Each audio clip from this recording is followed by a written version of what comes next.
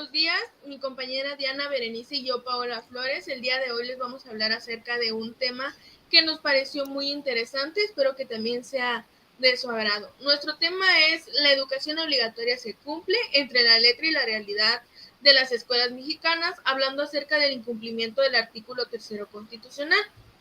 Bueno, aquí podemos ver el espacio de donde nosotros sacamos nuestra noticia, es de una revista que se llama Educación Futura. Bueno, vamos a iniciar. Yo creo que antes de iniciar, compañera, ¿les puedes explicar qué es lo que dice nuestro artículo 3 constitucional? Sí, mira, lo que el artículo 3 dice es que la enseñanza es libre, pero será laica la que se dé en los establecimientos oficiales de educación, lo mismo que en la enseñanza primaria, elemental y superior, que se imparte en los establecimientos particulares. Ninguna corporación, ya sea religiosa ni ministro de algún culto, podrán establecer o dirigir las escuelas de instrucción primaria. Las escuelas primarias particulares solo podrán establecerse sujetándose a la vigilancia oficial, y pues en los establecimientos oficiales se impartirán gratuitamente la enseñanza primaria. Bueno, como ya escuchamos, nuestro artículo 3 nos garantiza tener una educación que sea laica, gratuita y obligatoria. Yo creo que en este sentido, para que todos estos derechos sean exigidos por una disposición normativa nacional, el Estado es quien debe brindarnos todas estas condiciones para, pues, al menos lograr que esto sea un poco flexible. Bueno, mira, te interrumpo ahí, que es un poco que considere que si esto no fuera así, se crearía una gran contradicción, ya que tener una educación obligatoria no estaría siendo considerada como algo pues importante, o, y no se estaría haciendo énfasis en la importancia de que todos tengamos el derecho a una educación de calidad. Así es, tienes mucha razón. Bueno, como bien sabemos, el artículo 3 de la Constitución nos señala que todas estas personas tenemos el derecho de recibir educación, impartiendo educación preescolar, primaria, secundaria y media superior. Bueno, entonces la educación preescolar, primaria y secundaria forman parte de la educación básica, y estas dos, entonces estas dos vendrían siendo pues obligatorias. Sí, bueno, yo leí un poco acerca de que el Diario Oficial de la Federación empieza a incluir este carácter de la obligatoriedad en la educación media superior, es de lo que te hablaba. Bueno, o sea, te puedo hacer una pregunta. Dice, ¿tú consideras que la obligatoriedad es como un derecho intransferible? Bueno, es que yo considero que no solamente podríamos hablar de asegurar una escalera de grados o niveles educativos, más bien considero que es muy importante el que se asegure una buena construcción de un modelo educativo para que esta educación sea de calidad. Uh-huh. Uh-huh. Bueno, sí, ya que el Estado garantizará la educación obligatoria, de manera en que los materiales y métodos educativos, la organización escolar, la infraestructura educativa y la idoneidad de los docentes y de los directivos garanticen el máximo logro de aprendizaje de los educandos. Sí, pues de lo que hablábamos, ¿no? Nosotros somos muy presentes de la educación que presenta México.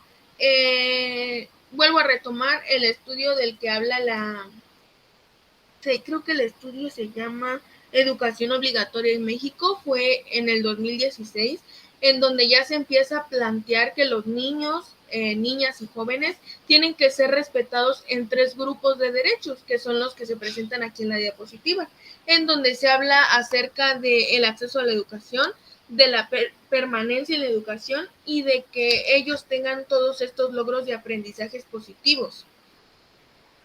Bueno, en este espacio podríamos hablar de lo que es la Ley General de los Derechos de Niñas y Niños Ajá.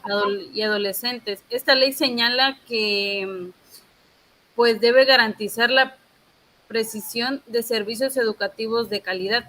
Sí, exacto. Esta ley es la que habla acerca de tener una buena provisión. El sistema educativo nacional presenta muchísimas carencias hablando de infraestructuras, por ejemplo, acerca de los mobiliarios, materiales, equipos y todo eso.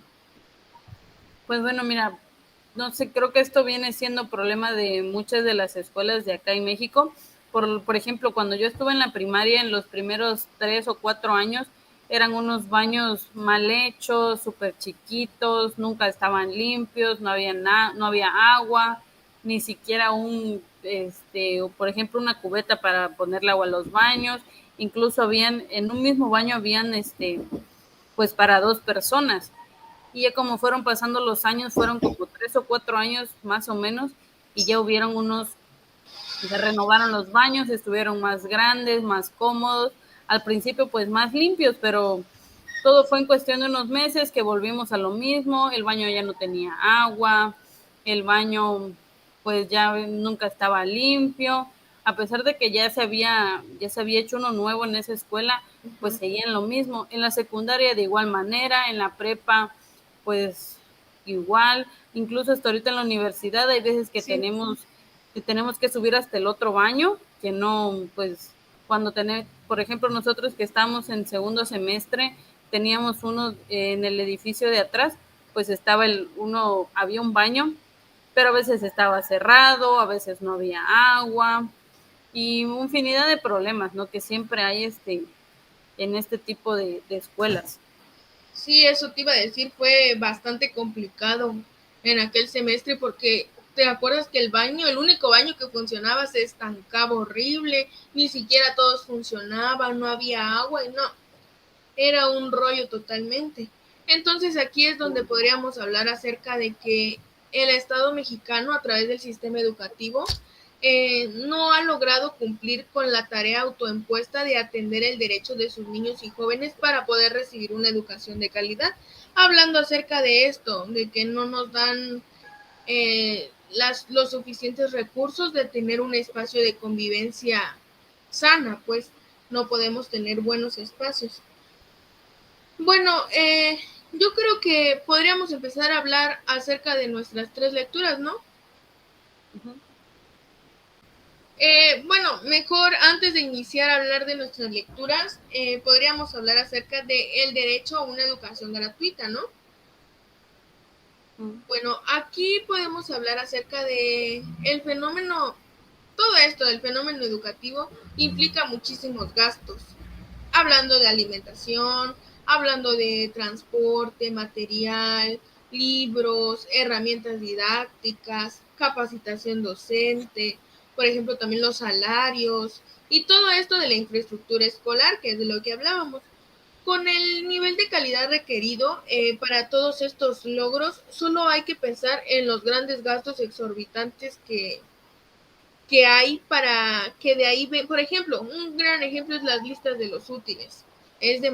Son demasiados gastos. Entonces, todos estos gastos deberían ser cubiertos obligatoriamente por el Estado y no solamente como, por ejemplo, programas sociales, de política, economía o hablando de los gobiernos y las empresas, ¿no? Pues sí, mira que la educación en México no es gratuita, cuesta y pues cuesta mucho. Por lo tanto, la exigencia del derecho pleno a la educación no es algo que se deba agradecer, por ejemplo, ya sea al gobierno o a un grupo empresarial, pues el derecho a la educación no se ha cubierto de manera plena en todo el país, con ningún partido político en el poder y pues sistemáticamente se ha violado infinidad de veces. No hay nada que agradecerle al Estado, pues la educación es un derecho humano que se debe ejercer y no debemos de sentir pues que estamos en deuda con alguien. Así es. Bueno, yo creo que dejando un poquito claro esto, ya podríamos ahora sí hablar acerca de nuestras tres lecturas y relacionarlos un poco con nuestro tema, ¿no? Bueno, la primera lectura es habla acerca de las recomendaciones para el sistema educativo. Una de las partes que más importantes me pareció de la lectura es en donde habla acerca de... Espera, deja. Ah, sí, en donde habla acerca de garantizar que vamos hace un momento, ¿no? Así es, todas estas recomendaciones que vienen siendo 11, Sí. hablan acerca de ofrecer una educación pues de calidad.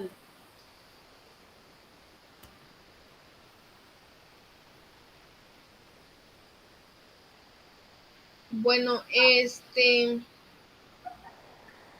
yo creo que dejando claro esto de todas estas recomendaciones y la que relacionamos con nuestro tema, podríamos hablar acerca de la segunda lectura, ¿no? Esta segunda lectura habla acerca de las políticas curriculares y sus fundamentos, ¿no? Bueno, depende de lo que tú entendiste de la lectura, ¿nos puedes decir qué es el currículum? Pues mira, los currículos vienen siendo los que son los campos de aprendizaje.